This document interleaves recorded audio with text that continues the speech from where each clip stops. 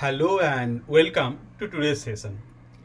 Today's topic is a very different topic and not related to any particular cloud provider. This is a generic cloud concept, and I know although these terms are very close to each other and these are very confusing also. So that is why I would like to cover software as a service, infrastructure as a service, and platform as a service in today's video, and we will discuss what is all this about, when to select, what are the advantages, what are the limitations, and what are some examples that we can use from different cloud providers. Without any further delay, let's get started.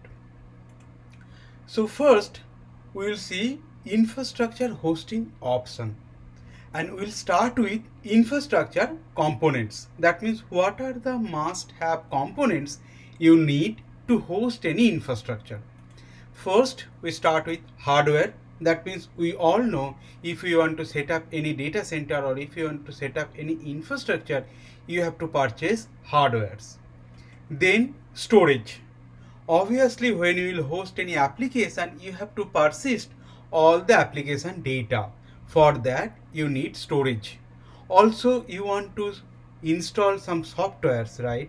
You want to store all those details in some storage media. Then you need networking. That means all those hardware, it should be connected optimally such that it all work, or all individual hardware components should work as a system. And last but not least, virtualization. Initially everybody used to work on their own system, own PCs, but for complex infrastructure or corporate infrastructure, we are mainly doing towards virtualization. That means instead of individual PCs, what we are doing, we are using virtualization technique, and from there we are hosting multiple virtual machines or virtual infrastructure from one host or one server rack. So on a high level, these are four individual components that we need to host any infrastructure. Next, we'll check how we can host those infrastructure and how we can build our application. The first option is on-premise infrastructure.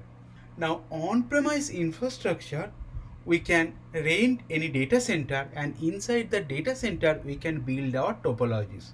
There we can create networking, cooling capabilities. Also, we can install our hardware and storage media. But when you are installing an on-premise infrastructure, we have to think about three major components. So I would not say these are the only three components, but I would like to highlight three major components. First one is you need high capex or capital expenditure. That means to set any on-premise infrastructure, you have to first purchase all those hardwares, all those storage devices, and you need some person who are specialized building that network topology. So you need hardware, you need infrastructure, you need expertise to build your data center. That is why you need a high capital expenditure. That means you have to spend beforehand or before starting your organization. Second, backup and maintenance. Obviously, you have to think for backup of your application, and you have to consider all odds such that if there will be any disaster, then you should be able to start up your system without or with less delays. And the third is high maintenance cost.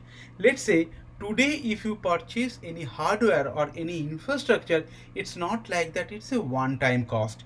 You have to periodically maintain that one. It could be in terms of upgradation, it could be in terms of maintenance, it could be in terms of power, it could be in terms of cooling, security, also for your IT resources who will be maintaining. So it's a recurring cost that you have to maintain. Now, if you are hosting that infrastructure, you have to take care each and everything. And one more point, let's say today you provision some piece of infrastructure and tomorrow you need more. In that case, again you have to purchase and you have to build. And you can understand adding any capability with existing infrastructure, is not something it can be done instantly. You need some lead time. So this was one option where you can host your infrastructure and you can build your application. The second option would be cloud infrastructure. There are many cloud providers like AWS, Azure or Google. These are three major public cloud providers. Instead of hosting the infrastructure in your own data center, you can use or utilize cloud infrastructure and you can provision your application or whatever the infrastructure you require with some few clicks. And now there are a couple of advantages that comes with cloud infrastructure. The first one is cost benefit. We saw to set up any on-premise infrastructure, we have to pay beforehand. That means we have to think for a high capital expenditure. Now in cloud infrastructure, you are not owning any or you are not going to own any infrastructure. That is why you don't have to pay upfront. You will pay only what you will use. And most of the cases, if you don't need, you can simply discard that one, and the moment you stop that, you will stop paying. That means there is no long-term commitment. Second is elasticity.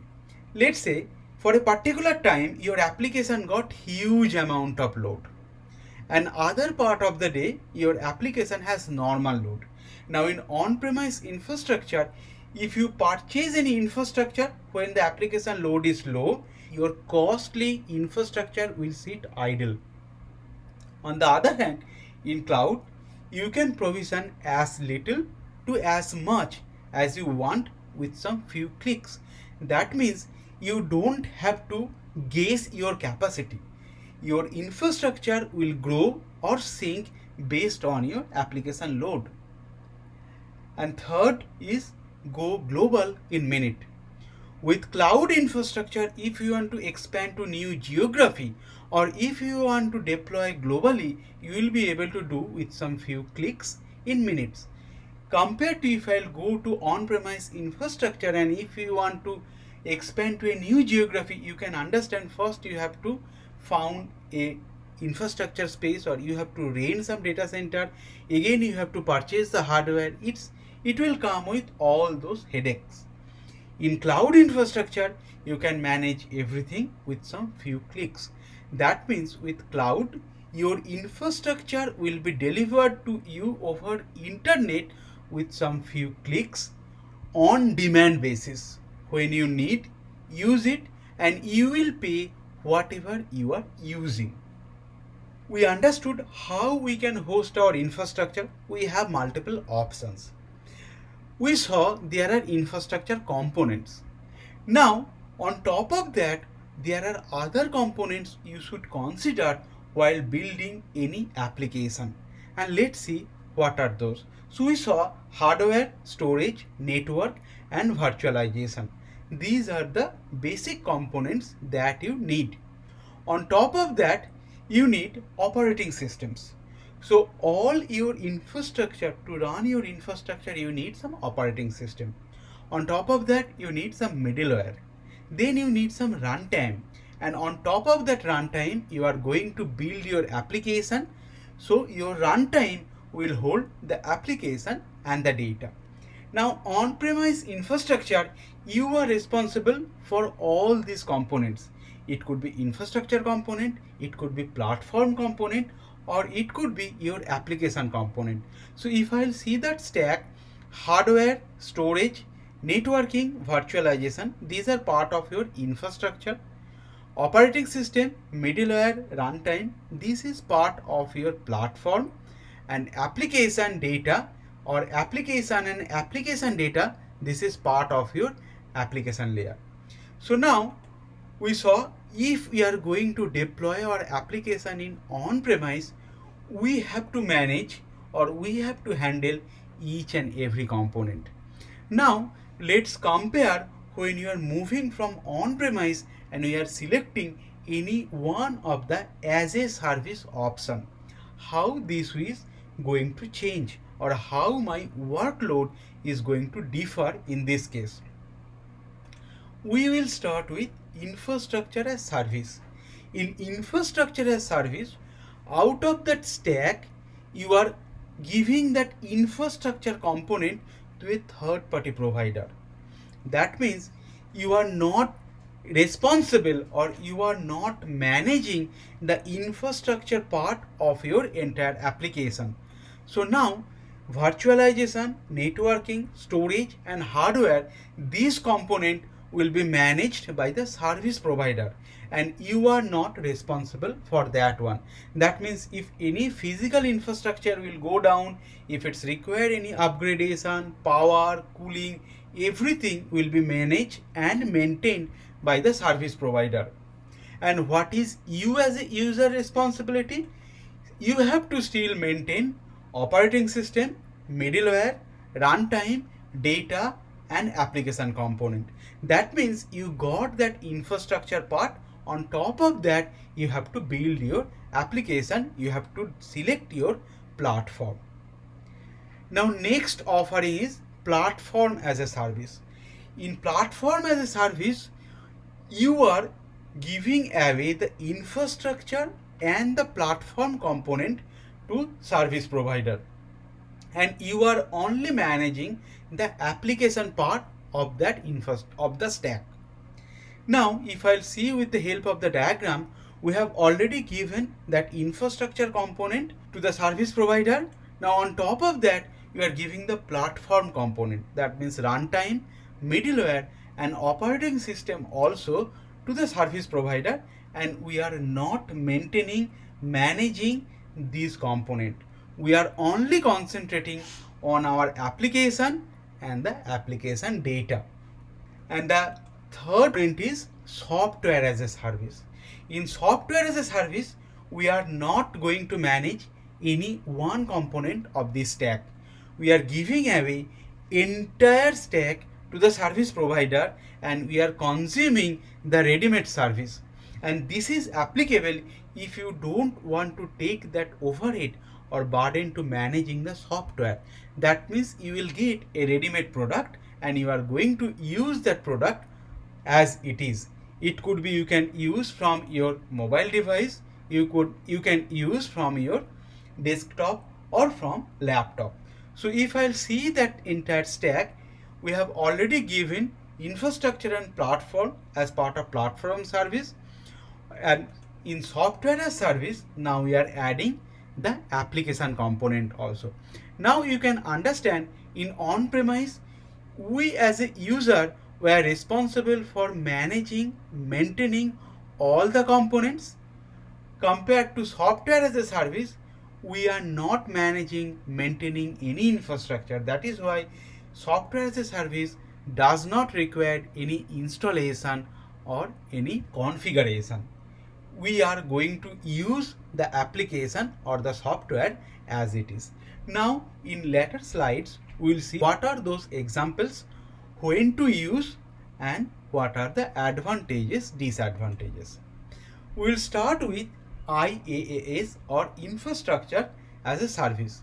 In infrastructure as a service, it allows business to purchase resources on demand or as need basis instead of owning that infrastructure. In this offering, you as a user don't have to manage data center or physical infrastructure. That means you don't have to host any physical infrastructure. You will only concentrate on the platform and the application.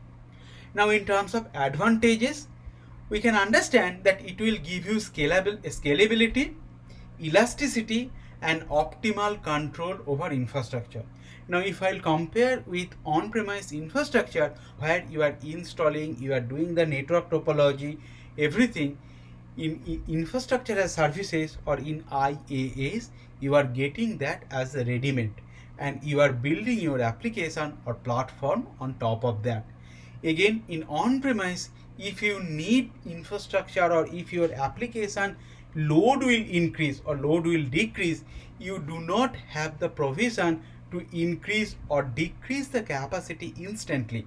Whereas in infrastructure as service, you have the full capability to increase or decrease your infrastructure size based on the application load. Next is cost efficient option. Under infrastructure as service, you are first trading the capex with opex. That means you are not paying upfront, rather you are paying monthly based on your uses, and you are paying whatever you are using. I should say only whatever you are using. Better agility and faster implementation. Since infrastructure as a service does not require any lead time compared to on-premise infrastructure, you can start right now. Whatever your idea is, virtually you will be able to implement whatever you want. That means infrastructure as service will give you better agility and it will give you faster implementation time with a optimal cost. Now in terms of limitations, you need some kind of training. That means your existing resources require some training or your workforce has to be trained to effectively manage the infrastructure. Second, multi-tenant security. In your on-premise infrastructure, the entire hardware was only for you. That means you as a company was the single user. Now the moment you are going to any cloud provider and if you are using infrastructure as service, all those infrastructure will be allocated dynamically. Now this is the duty of any cloud provider to maintain that any customer data should not be exposed to other customer. That is why in infrastructure as service, any cloud provider should take care that multi-tenant security.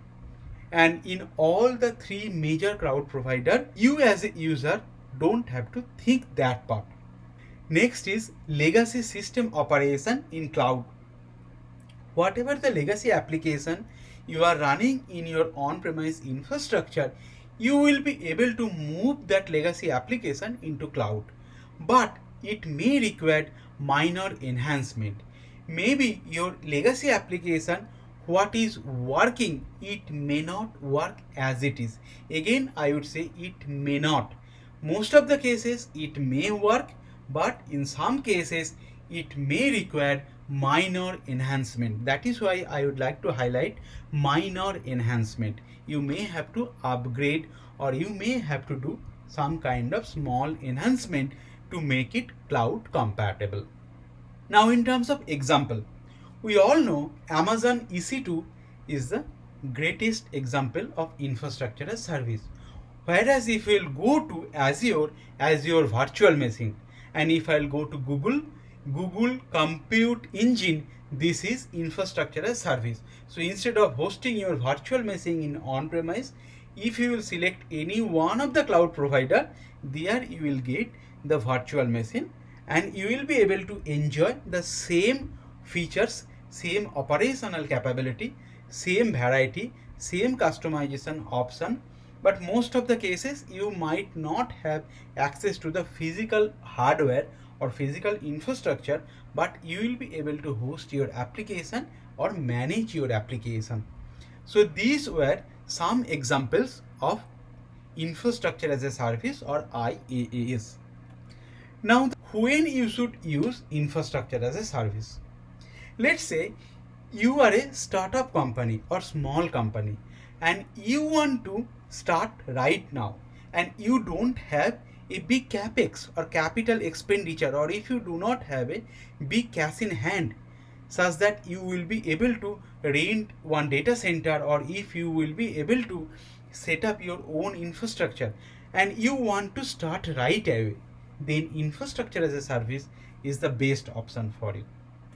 Next, maybe you are a very big company and you have a rapid growth potentials. Now, if you want to manage that one with your on-premise infrastructure, you have to periodically buy infrastructure, or if you have to periodically buy hardware and you have to add.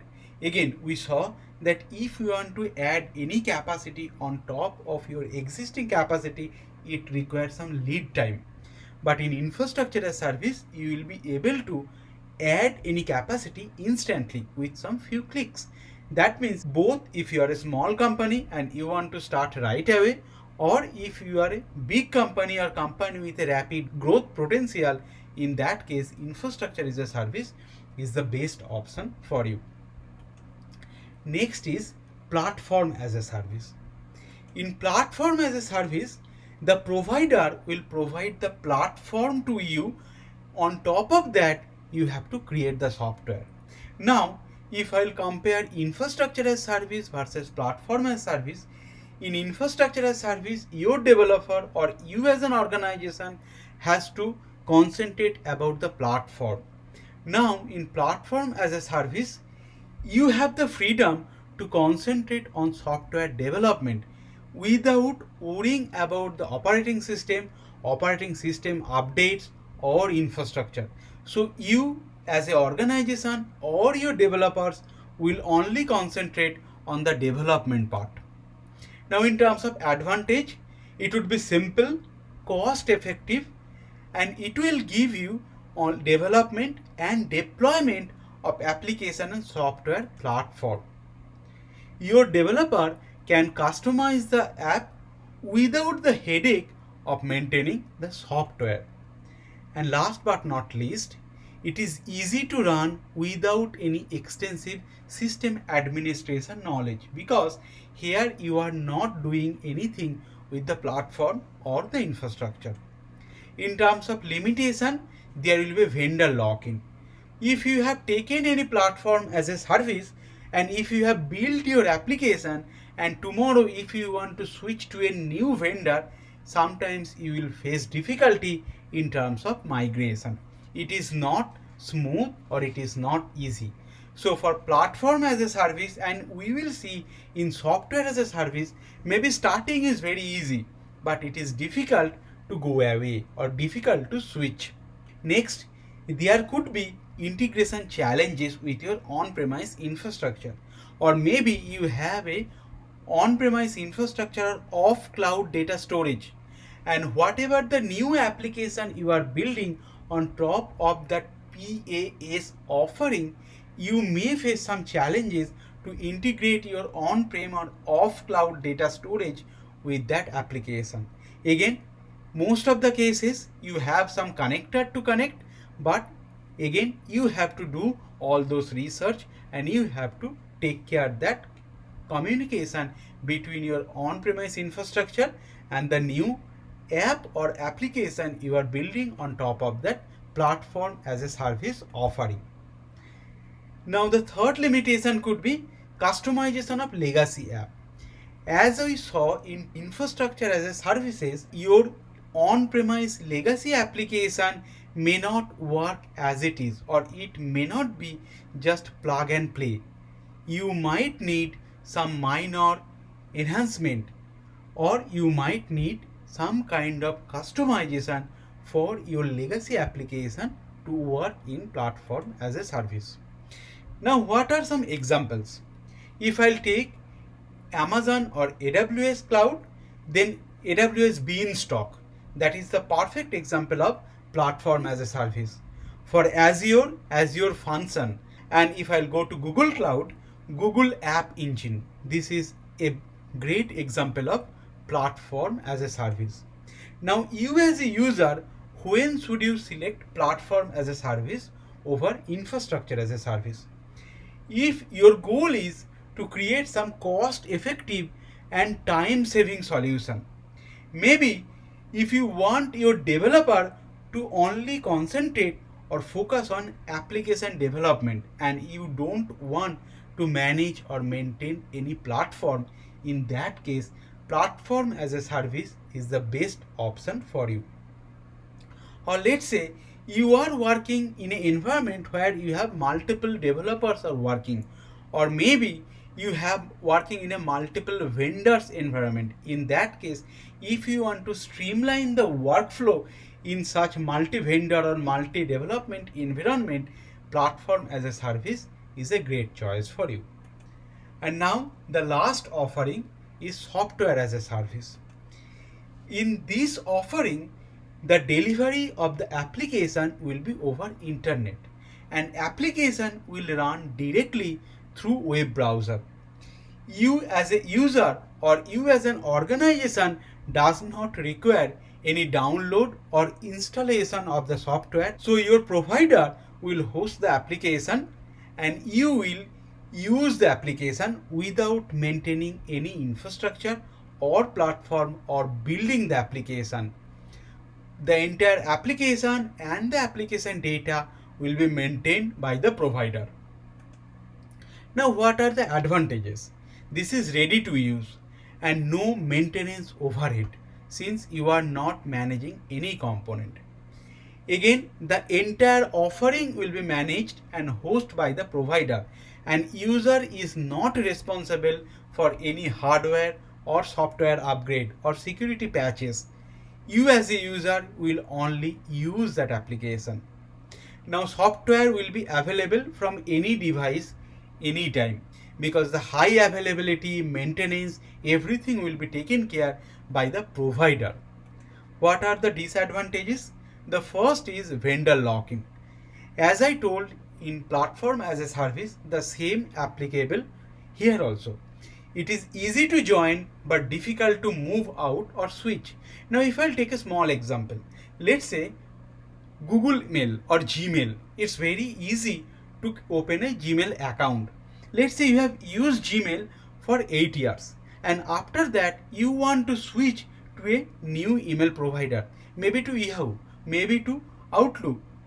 Then whatever the old emails that is there with Gmail, it is very difficult to take those emails and put it into your new email server. Sometimes it is impossible also. So that is why you have to remember that limitation. The moment you will go to platform as a service or software as a service, vendor locking will be one of the major limitation. Second, lack of integration support. Since you are using or getting the ready-made product, you may face some difficulties to patch up the software or to integrate this offering with your existing on-premise infrastructure. The lack of control and less customization option. Since you are using the ready-made product, you do not have any control to the infrastructure, to the platform, or you may not have option for customization. In terms of example, we have couple of examples here, just like Microsoft Office 365. This is software as a service. We are using the service as it is. Gmail, Google Workspace, then SFDC or Salesforce, GoToMeeting. These are all software as a service and you really don't have to install anything. Now if you think Microsoft Office other versions, maybe 2010, 2011, there you need to install that one. That is not software as a service. But Office 365, that is totally hosted in Microsoft Cloud and you really don't have to install anything in your local server or in your local laptop. Now, when should you use that software as a service, or when should you use software as a service compared to platform as a service or infrastructure as a service? Maybe you are a small company or startup and you want to start right away, or you want to launch an e-commerce very quickly and you don't want to manage or you don't want to take the headache of creating any software. Then software as a service is the best option for you. On the other hand, let's say your application does not require very often. Maybe you need once in a year or maybe you need once in a month. Let's say tax website. We know the tax website we used only once in a year. So this kind of offering, instead of building from scratch, we can use software as a service. These are very good candidate for software as a service. In this diagram, I tried to summarize all these three offerings with their feature and example. The below one, that is infrastructure as a service, second is platform as a service, and the top part of the triangle is software as a service. You see, the more will go top, the overhead will be less and you will lose the control also. In infrastructure as a service, you have more overhead to be taken care and you have more control. Now in terms of example, you already saw Amazon EC2 as your virtual machine or GCP compute engine. These are infrastructure as a service. Here cloud provider will allow you to rent their storage or compute capacity as need basis. In platform as a service, examples are Amazon Beanstalk, then Azure Function or Google App Engine. Provider will rent out the predefined platform for software development. And last but not least, for software as a service, we saw those examples: Microsoft Office 365, Gmail, Salesforce, GoToMeeting. Here, the complete full capable software is available for your use, and you really don't need any customization, or you will not be able to do any customization. You can start right away and you can use right away. This was all for today's session. I hope you like this session. If you like my effort, I would like to request you, please like this video and please subscribe our channel. Also, please do not forget to provide your feedback as comment to this video. Thank you very much. Again, please like, share and subscribe. Thank you. Bye bye.